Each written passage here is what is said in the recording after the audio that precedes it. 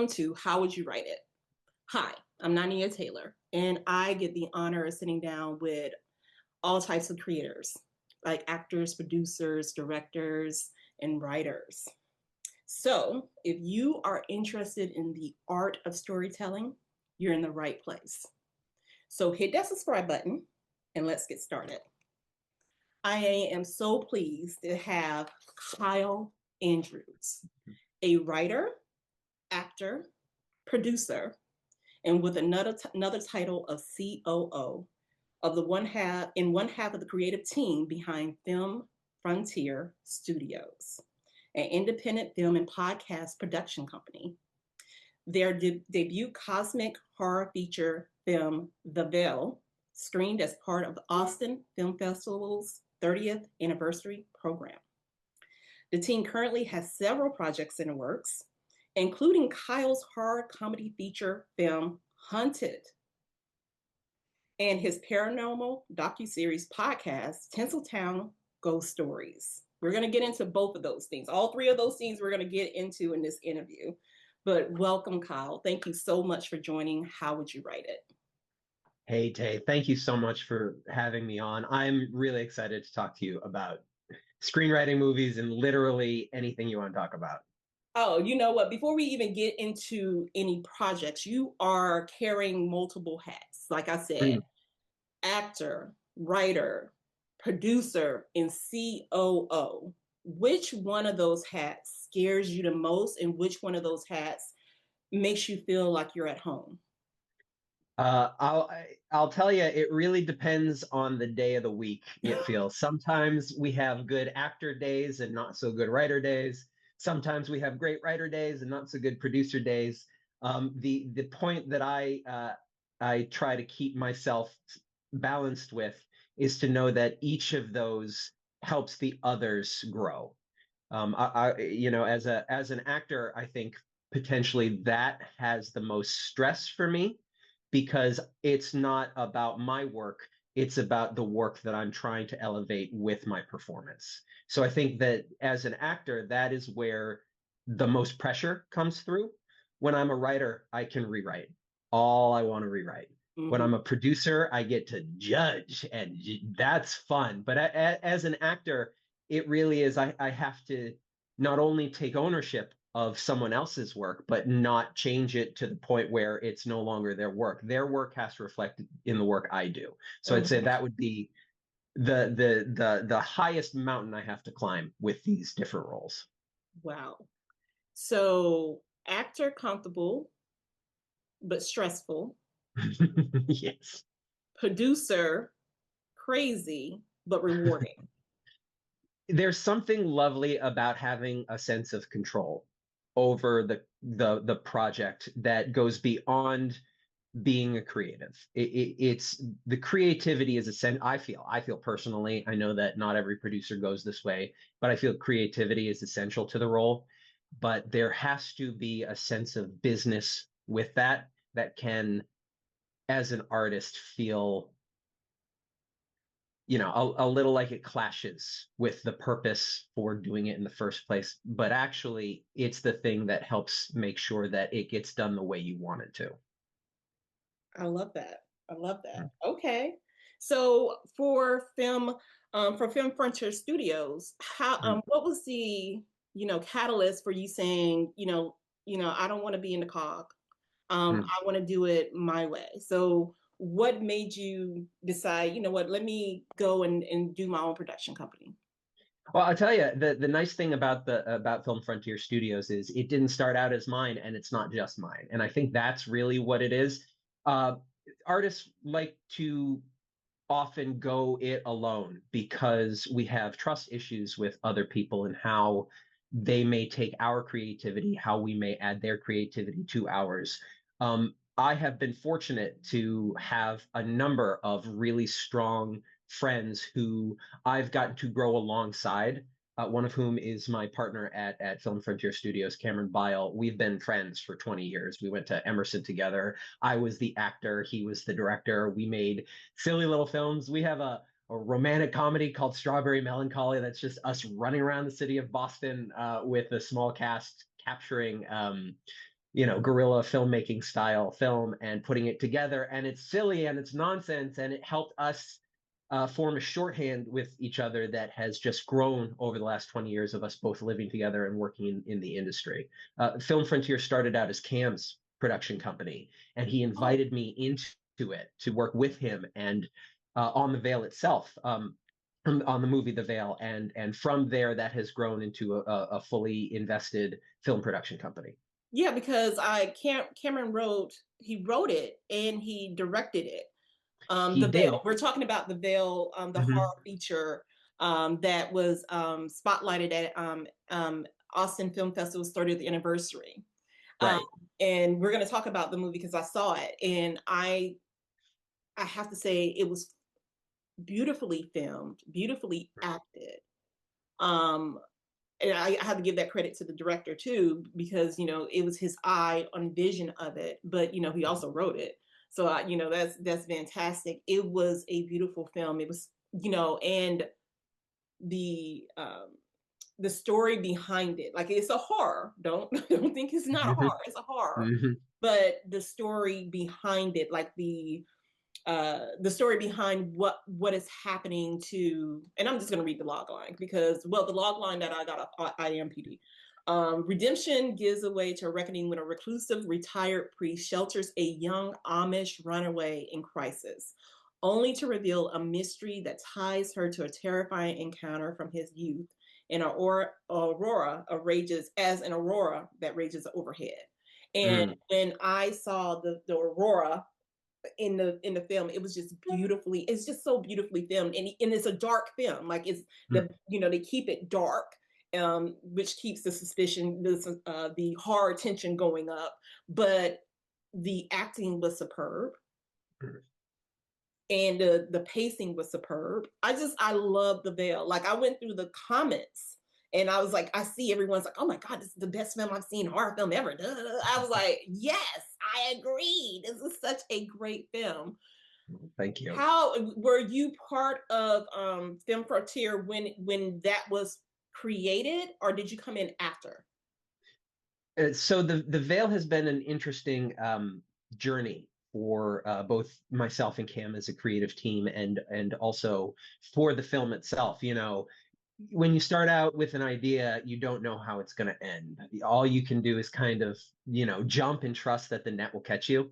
Mm-hmm. And so Cam, during the pandemic, we were all stuck inside, and when travel restrictions were loosened a little bit, Cam and his wife went back to his wife's hometown in Pennsylvania, in the Amish country of Pennsylvania, and while he was there, this idea came in to his mind about an Amish woman running away from a problem.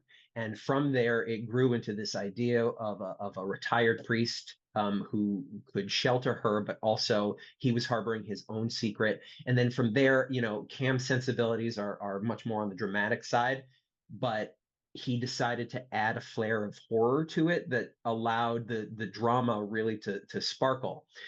So he wrote the first draft, and then when he got back from Pennsylvania, he called me up and said, "Kyle, I have this idea. I'd love you to take a look at it. Tell me what you think. Give me some thoughts on it." So I think right after the idea was gestated is when he brought me in the first trimester of the project. So we worked on it together back and forth.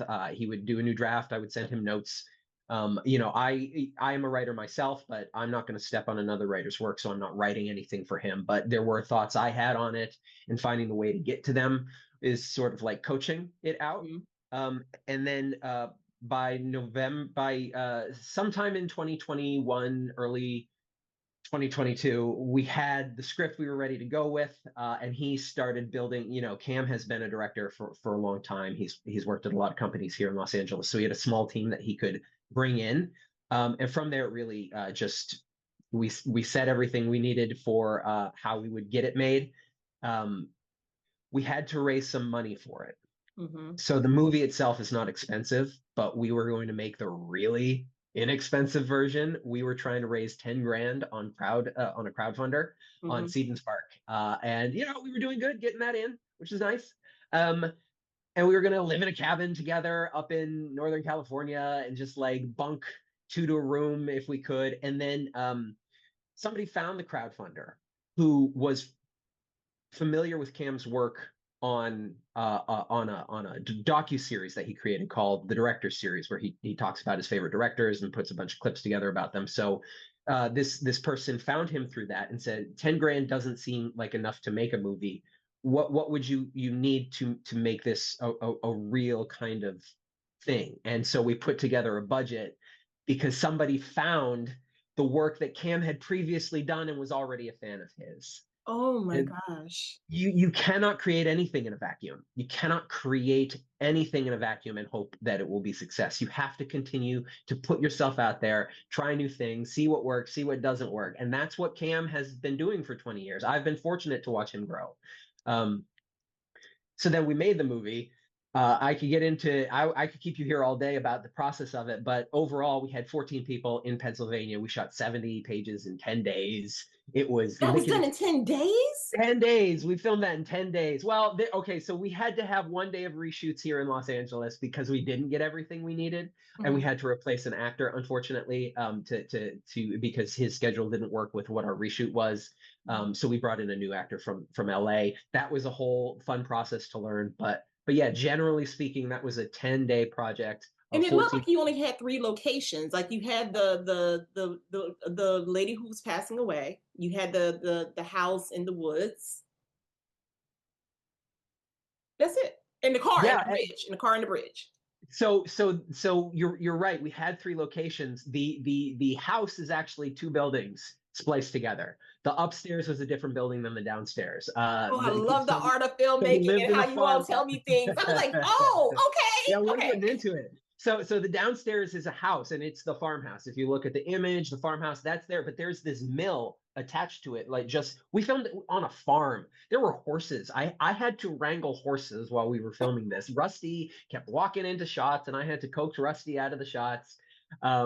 There were chickens, there were goats. We had to occasionally, hold for goats. Oh, the goats are out. We got to hold. And you So know they make okay, a lot great. of noise. Goats like to make Goats. sure you know that they're there. They do. They really do. And there were some moments where there was this one moment where the Rebecca Kennedy had this really touching scene, and she's crying, and she's being very truthful, and then in the background you hear it's just the most inappropriate time. And so working around that was honestly, I loved working on the farm. I would absolutely do that again. There's a sense of freedom to having a whole property that you can just kind of play around with and figure out how to use. And the people who own the land were really really great for what we for keeping us, just whatever we needed to do, we could, with the exception of fire. There was one scene where we hoped to have this larger fire, but the guy who owned it was a former fire marshal, and he said, "Absolutely not. We're not going to have So the problem with low budget filmmaking is that you don't always get to do what you want, but the benefit of it is you really get to like find alternatives, and those alternatives can make a movie even better. And that And was our experience of making this. and I'm gonna link the Veil, the YouTube link here, guys. You all have to watch this. It's so well crafted, so well acted. It's beautifully filmed. I don't want to give it away. I don't want to give it away, but I love this. And if you even before you watch it, like just go in the comments and just see everybody who's just like loving this film. So I'm gonna Mm. link it here. So please watch it. Please go and watch it and see the beautiful craft that the FilmFrontier Studios have done, and Cameron and Kyle have done with this film, because it's going to really make you wonder, what do they have coming up next? And Mm. I'm wondering what the heck they have coming up next. But really quick, let's go back to AFF. That's what I'm having a problem with saying Austin Film Festival, because I'm so used to saying AFF. Sure. So The screenwriter curse. what was it like having the Veil filmed there? Like, as taken up as their 30th anniversary and everyone sitting there and watching your film. Like, how was that? The festival circuit overall for us was a lovely lovely presentation for what we had hoped to achieve. The Austin was this wonderful marquee program And I can't say enough about the team there in helping get us through the whole event. They were really lovely to work with. In particular, it was pretty awesome to like be sitting in this massive auditorium with 1,000 writers and producers and just audience members from the Austin area, getting ready to watch Saltburn with Emerald Fennell, there to do a Q&A. And before that movie plays, our movie comes up on the screen with it, go watch it here and here at this time and this time. And that was a really special, uncomparable Oh, moment for us.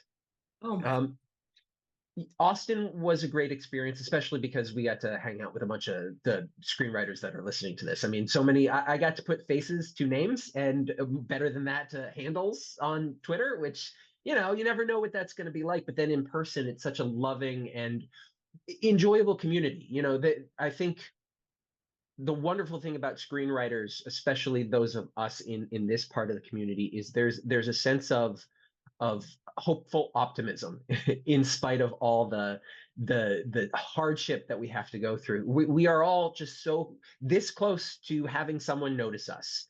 And I think having that community together to be able to inspire each other has been I wouldn't have been able to do the work on the Veil if I wasn't already part of this community. And I think Austin was one of the things that really solidified that for me. That honestly, there was a uh, certain writers we talked to, their approach to it was not just the Veil's a good movie, but also they knew people who they could present the Veil to that would then take it to the producer side of things. And our investor was in town to see that.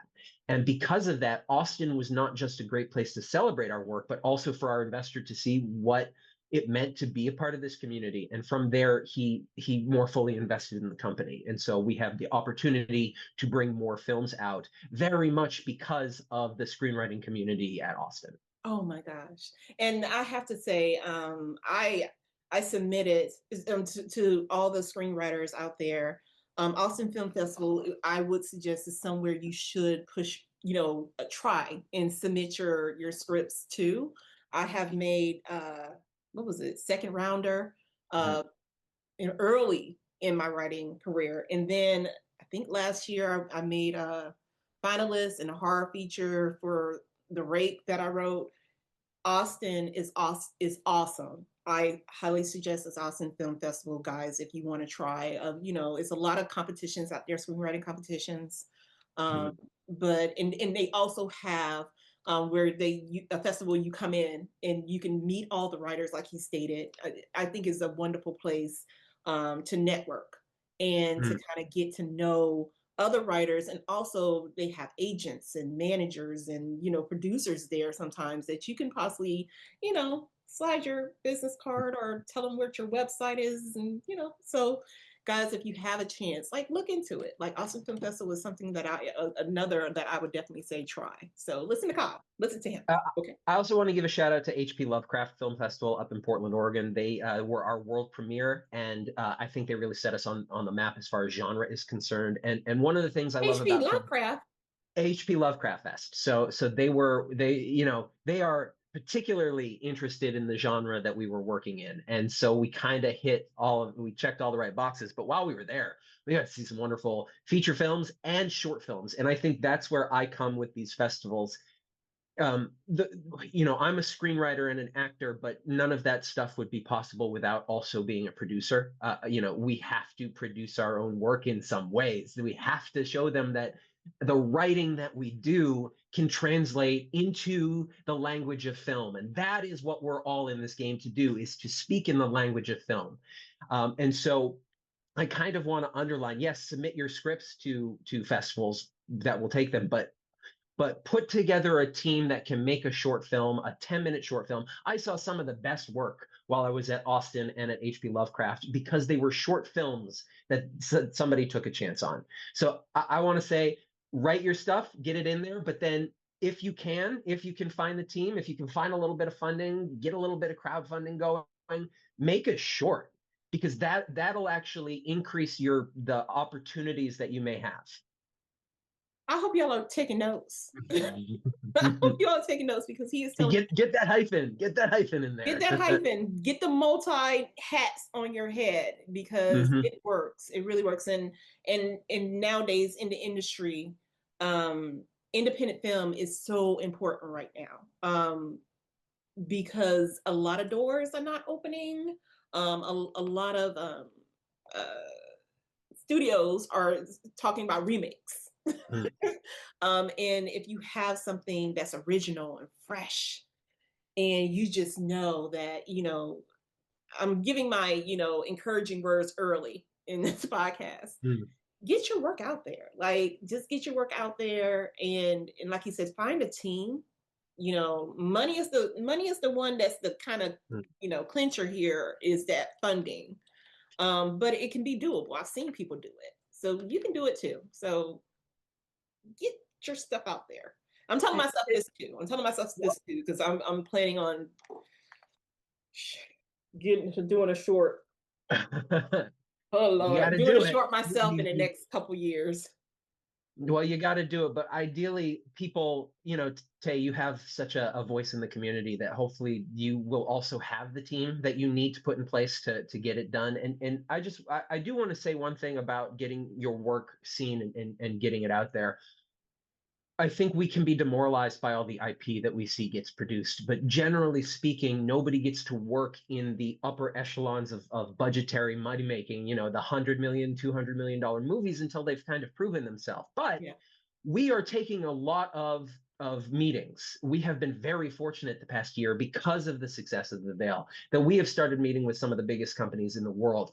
They See? are looking for original scripts. They Are are. They are. They are. They absolutely are. It's got to be a perfect situation. It's got to be a perfect scenario almost. But they are actively seeking. And we would not, I get to I take a believe meeting. you. I'm just a little shocked. Well, it's they're not going to throw money at you. That's the point. It's they want to see projects that they're not going to be the only one interested in. But we have had conversations. My upcoming script, Haunted, Cam's upcoming script, Feral. We've optioned a couple scripts from writers that we're taking out. They are getting us conversations. They are getting us into the room, and they are keeping people. We've been fortunate to get the right kind of moment for us, which is it's this 90s indie film. Well, we don't exactly know what the business is going to look like in the next 5 years, so we're going to kind of throw anything at the wall and see what sticks. It is still possible. I love it. I love it. See, he even had to calm me down because I'm over here like, do they? Will they? Because if you saw me on Threads, I was like, I don't want to see another Little Women. I'm just tired. I don't Yeah, want well, to see another remake. well, we still may get those, but ideally, like people want more. People want more. They don't just want a new superhero, new pirate movie, or a new dystopia. I mean, I love dystopia, but I want to see the family involved in the dystopia. I don't want to just know that France is burning and whatever. Like, show me the people involved in that. And I think studios, at least the mid range kind of production companies, they are actively promoting those things.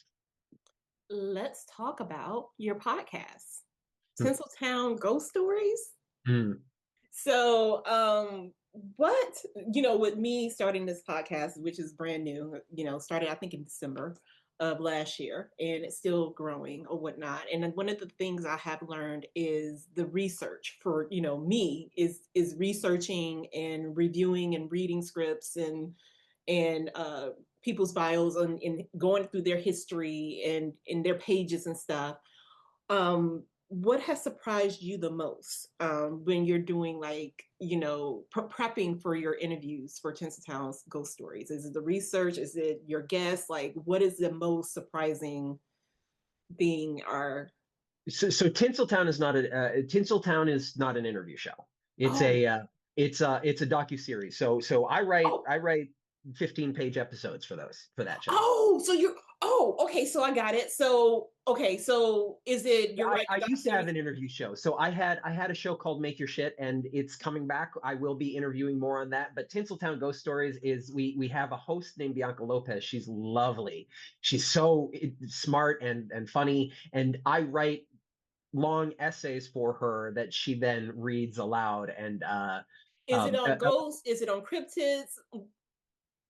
it is essentially a horror history podcast of a golden age of Hollywood. Oh, on All of film. these, Okay, got uh, you. Okay. well, on actually on locations. So the podcast focuses on different buildings in town. For instance, we have our next episode coming out is the Chinese Theater on Hollywood Boulevard. Our first episode was about the Pantages Theater, and the show digs into the sordid history behind those buildings and the ghosts that still linger there from the past. So for instance, our the pilot episode about Alexander Pantages, I was like, oh, I love the Pantages scene so much. Broadway theater there. Oh, it used to be a movie palace. That's cool. Oh, Howard Hughes used to have offices there. That's neat. Let's see what kind of ghosts are there. And then I get into the story of the Pantages and discover that Alexander Pantages was maybe not the best person. He was in fact at the top of his game in the movie business. He was arrested for having sexually assaulted a dancer in the backstage area. He went to jail for that, and then they had a second trial. The press tore the woman apart in the papers, and he was acquitted in the second trial. Mm-hmm. And so he got out of jail, but then the town still hated him, so he had to move out. And now his ghost is haunting the Pantages. And that is, for me, the most interesting way to look at this. It's a reminder that the Harvey Weinsteins of the world they're not just with us now. They have been Oh, with they've us, been. Oh, yeah, yeah. The what you is it? know? What did they call it? The couch. Yeah, the casting couch. The And casting so couch. so so kind of what we do is we shine a spotlight on those sorts of stories. It's not always that stuff. Like we did an episode of Dodger Stadium where they had replaced Chavez Ravine. They evicted the entire community that was there to build Dodger Stadium. So it's all over LA, not just the movie industry, but it's been really educational for me to learn about. I love Los Angeles. I'm from Boston. I love LA so much. And this is a city that doesn't always acknowledge its history. Mm-hmm. It will even tear it down and build something modernist Yeah. over it, Mm-hmm. So getting the word out, reminding people what the history of this town is both a recognition of the bad things that have happened, but also an acknowledgement that this town has history and the history of this place is just as important as any other. I love it. I will be linking the podcast here too, guys. So please check it out. Please, Bianca is amazing. Y'all should be her biggest fan. Bianca Lopez, she's I mean, I couldn't ask for a better host for this show. Oh, I love it. I love it. So we're gonna link it, and please subscribe to it. Okay. Um, Mm. Horror, is that your favorite genre? Apparently now it is. That's one thing. As a writer, I'm just like, oh, they want to pigeonhole you into like Yeah. a genre, and I'm like, I want to write everything. I want to do everything. But I totally understand that there's a specific craft that you may be looking for and say, hey, I know this horror writer, I know this sci-fi writer, I know this romance writer, I know this comedy writer. But for horror, is there a story that you have not yet written? Um, but you're dying to what's the right question is there a horror story you haven't written yet that scares you? Mm. Well, I think that the thing about horror that scares me is how you can't have it without real people, and you can't have it without the fears that real people have. We as humans, we're prone to assume, and we're prone to make judgments without having all the information. And I think that is the scariest thing about us. So in the horror that I do, first off, I'm a comedy writer. I think that if you were to ask me what pigeonhole me into one, it would be comedy. But the thing about comedy is the same thing about horror. They both can meld over various genres. And Mm-hmm. so I like to bring comedy into my horror because I want people to there's this approach to making storytelling work that I like. It's the tickle tickle slap. And so Hmm. you get people to really enjoy it, and there's a sense of joy and optimism, and then you hit them with something hard that kind of scares them, and it slaps them into oh, I wasn't expecting this, and now we're in a very dark place. And I think that's what I like to do with horror, because life does the same thing to us. We can be going along and having a good time, and we think Hmm. we've got, we're on easy street and Hmm. everybody's friends, and then suddenly one thing happens and it shakes our entire worldview. And I think that's what draws me into horror I love it. specifically. So you would have considered yourself more of a comedy writer, Mhm. but you're now horror. Is your craft more leaning toward like scary movie, comedy horror? No, no, slapstick is great. I'm a big fan of, the Leslie Nielsen films. I'm a big Mel Brooks guy, so there's always some Borscht Belt humor. There's always some slapstick in what I'm doing. But for me, I find that the authentic parts of ourselves are some of the funniest parts because we can take it so seriously, you know? So for me, there's I prefer comedy that finds its roots in the authentic. And so, for instance, Haunted, which is the upcoming, we are currently getting people involved. We have a casting director who's taking it to a few A-list stars and trying to get them Can you involved tell with us it. what Hunted is about? Can you give us like a log line or? Yeah, I can give you a quick one. It's essentially a young woman from Philadelphia moves to the sticks of Pennsylvania after her mother passes away um, she buys a house off of TikTok to build into her new dream. But while she's there building it herself, she discovers something in the walls that shakes up her worldview. And now I can't get too specific about that stuff without spoiling the story, but it's I would say Barbarian was really informative. The recent film Barbarian with Justin Long, that was an informative approach to it, because that movie is scary as heck, but it's Yeah. also got its comedy roots in it. There are Mhm. very funny moments in that um, that are there to kind of lull you into a false sense that everything's going to be okay when it's really not. And for my protagonist Miriam, she is lulled into this false sense of security because she thinks she has everything in control, and then she realizes that nothing has been in control her whole time. So that's the kind of story that draws me in. I'm excited. I'm excited. I'm excited for you. So when you know when that's coming out, you need to come back. Well, I'll get there. Ideally, before the next 5 years passes. Sometimes in the next year or two would be nice. You're gonna come back. I'll be here. I'll be here for sure. Um, let's talk about what project have you not yet made? Hmm, And I'm keeping this on the horror thing. So you hmm, are going to hear me ask you a lot about, you have heard me say a lot of like, so what scares you? hmm. What project have you not yet made that scares you?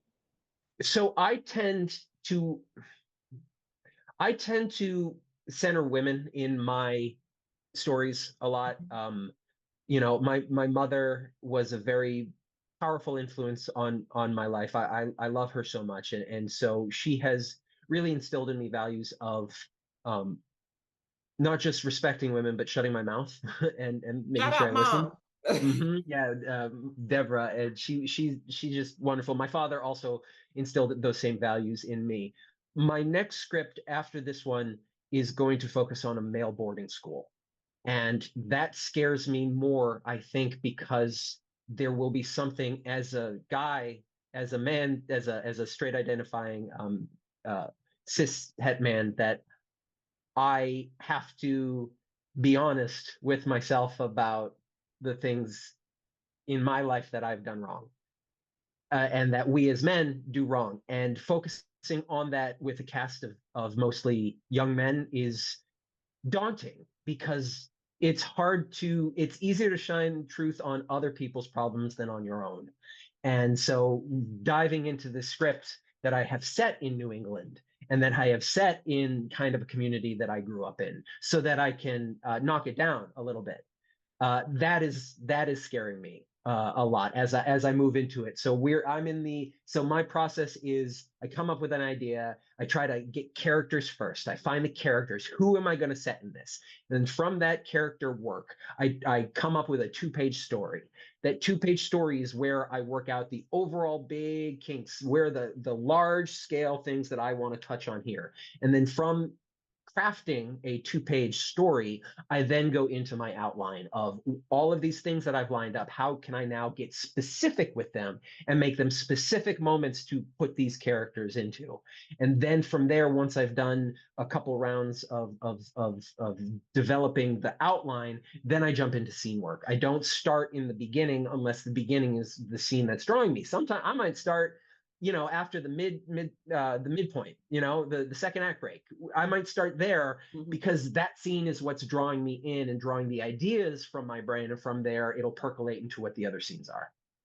And that's the point where we're at right now. I love it. I love it. I love it. So I just want to ask you, for FilmFrontier Studios, what other projects that you can talk about that's coming from you guys? We have a wonderful script that we've optioned called Windows of Avalon. It is not a horror film. It is a psychosexual thriller. It is written by this incredible writer. Some of you will be familiar with her. You've probably seen her around. Her name is Jennifer Cooney. They are one of the best writers that I have ever met. I was fortunate to meet them through a contest that I was reading for. I was, I'll just say the contest is currently ending. The whole company is currently ending. I think just saying that out loud, y'all will know which company I'm talking about. But I met this writer there. They had connected me with them. We didn't know each other's names. I just got to read this script and I got to give notes. And eventually I was like, this is so good. This script, I need to know who this writer is. So I asked them to send me their actual contact information, the name, so I could reach out, and they did. And from there, Jennifer Cooney and I have been working together for 6 years. It was a completely different script that I love, and one day we will make that script. But this script, Windows of Avalon, is just such a wonderful. It's a David Lynch film meets a Todd Haynes film that focuses on sexuality and interactions between people, between lovers, between enemies. And it's about a 45-year-old woman who undergoes a complete change in her perspective in a loveless marriage when a woman she knew from her past moves back in next door. And it is an incredible script. It's nice to be attached to something that is so bold. It is a bold and uncompromising script, and taking it into different rooms has allowed us to have larger conversations, because often they don't see bold, uncompromising scripts like this that are also well written. That's the other key. It is so well written. It's so enjoyable to read. So because of all that, we're really excited. Jen, we've already attached her to direct the film. So we are currently, she's directed a couple smaller films on her own, and I have the biggest faith in her as an artist, and I know that the story that she's written will be best told if she has the control to put it out there in the world. I love it. I love that she as a woman who wrote it, she's gonna also have the director's vision for it. I love that. And I should be very clear. Jen identifies with she/they pronouns. She, they. And so even in that, she, they, because I'm thinking that it's going to be a sexual thing going on with the neighbor, maybe. Well, I will say this is not a PG movie that we're making here. This is certainly an R-rated film, but also the wonderful thing about it is that it's not tawdry. It's not what you would expect, like Crash in the 90s. The sort of I think Bound would be the closest kind, where I really feel like with Tay Leone and Gina Gershon, it would be more in that style, where there is a sense of actual humanity involved in it, and it's not just about sex. Yeah, I totally get that. I'm so excited about. Yeah, well, we're gonna put together as much of a that's the one that's the biggest hill that we have to climb right now, because it's so bold, and also we want to make sure that there is no way that the feminine touch of it is lost. So our crew, our ideally the executive producers that we're going to pull on, they're all going to be identifying in that direction. I love it. You know, I as love opposed to that. guys like Those me. voices need to be seen and heard because I feel everyone needs to be able to see themselves on film. Like everyone should be able to say, hey, I recognize myself on film, even on TV. They need to be able to see that. And I love that. I love that. I love that. Okay. Kyle, we're coming to the end. Is there Oh any, no, wait, okay. before, is there any other projects coming out from you that you would like to, or you could talk to us about? Oh man, I feel like we've talked about so many of them. So we'll have a second season of Tinseltown Ghost Stories coming. So we have one more episode coming out in June, and then we'll have a second season starting up in September.